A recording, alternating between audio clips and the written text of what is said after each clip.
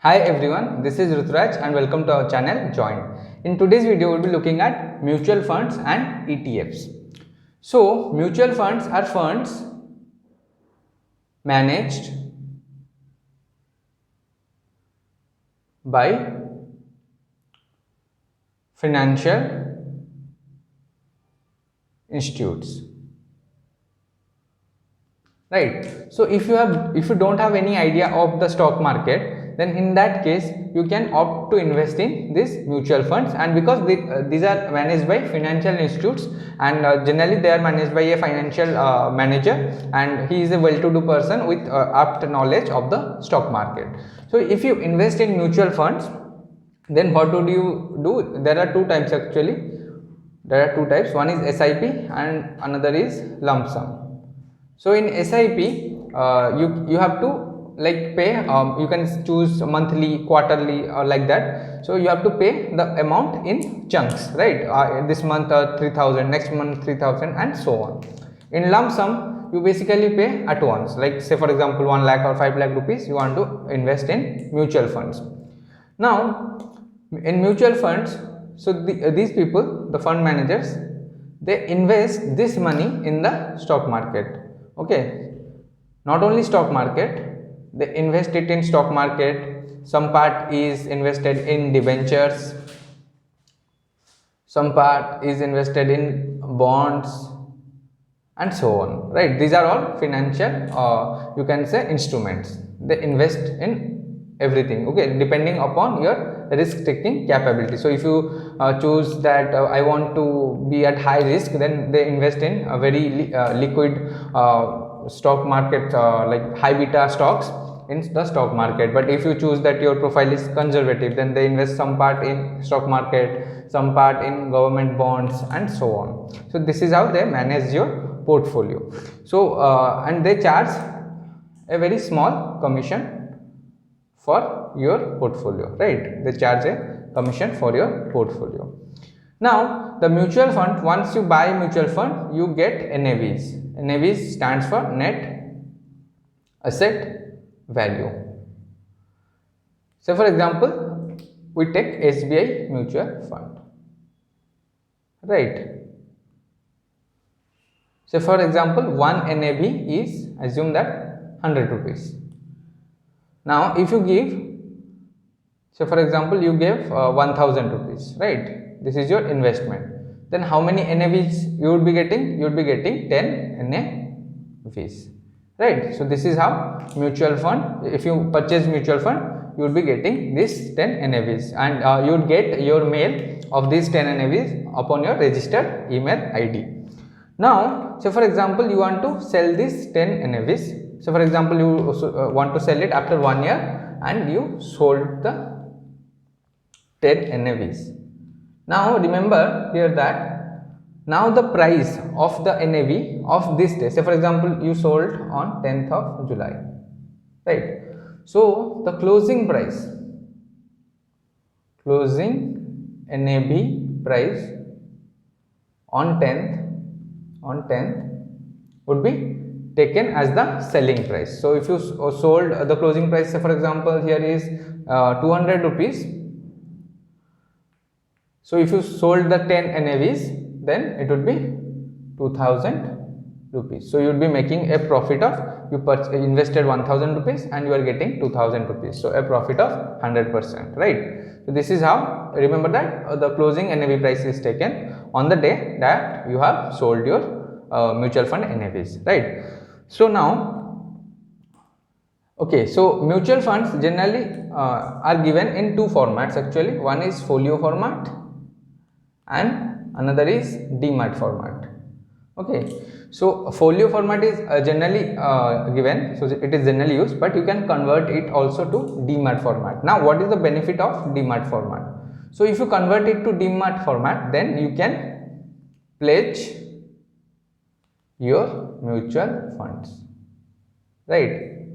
So we learned the pledging concept. Just like you can pledge normal shares or normal stocks, you can also pledge your mutual funds.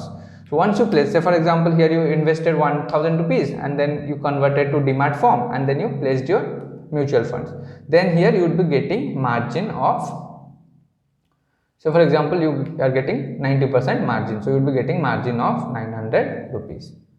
Now see, you got your 10 NAVs. Here the NAVs is also, the NAV price is also rising and you are getting profit, and also you are getting the pledge margin, that is 900 rupees. Now using this 900 rupees, you can, what you can do, you can play in futures and option segment. You can do MTF, right, just like a normal pledge margin that we discussed earlier, right? So this thing you should note, that you can pledge your mutual funds. Now we'll be looking at ETFs. So ETFs stands for exchange traded funds, right? So ETFs are generally mutual funds, but you can trade it in open market. That just like our normal shares, we trade it in NSE or BSE, that you can buy and sell in intraday or you can interday. So just like that, you can also sell these exchange traded funds.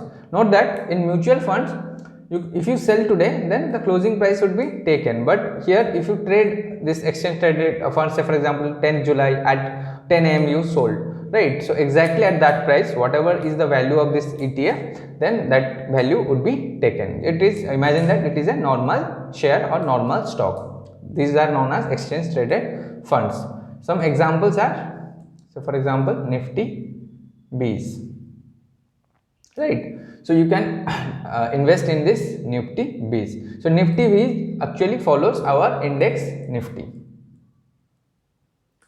Now these exchange traded funds can also be pledged, similar to our mutual funds. You can pledge pledged. So you can pledge your exchange traded funds as well. So you can purchase Nifty Bees and you can pledge it. This is a very wise step, because what happens is that the Nifty is growing. So once you purchase Nifty Bees, so your money is growing and you are also pledging that Nifty Bees, so that you are getting a pledged amount, and using this pledged amount you are again playing in F&O and MTF. So generally the wealthier people, they generally invest like this.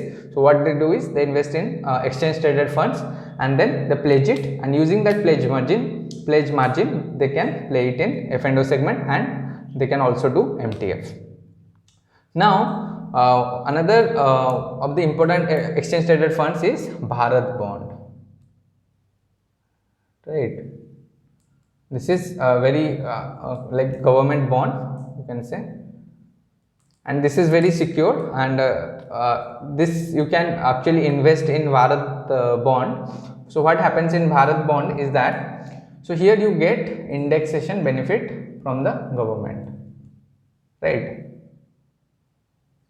So we discussed that if indexation benefit refers to the account for inflation. So if the inflation price is like for this year is 4%, the next year is 5%, then this inflation rate would be like accompanied while computing the taxes in the final process.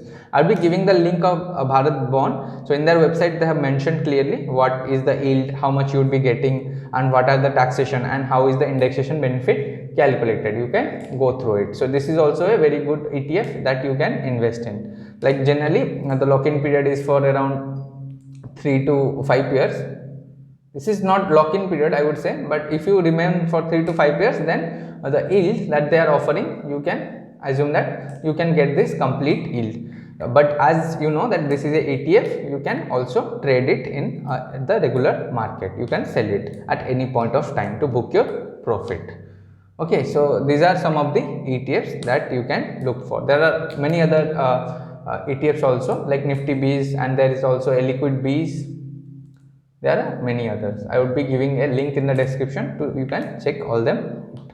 So I hope this video is clear. In the next video we'll be looking at some new concepts. Till then, take care. Thank you. Bye bye.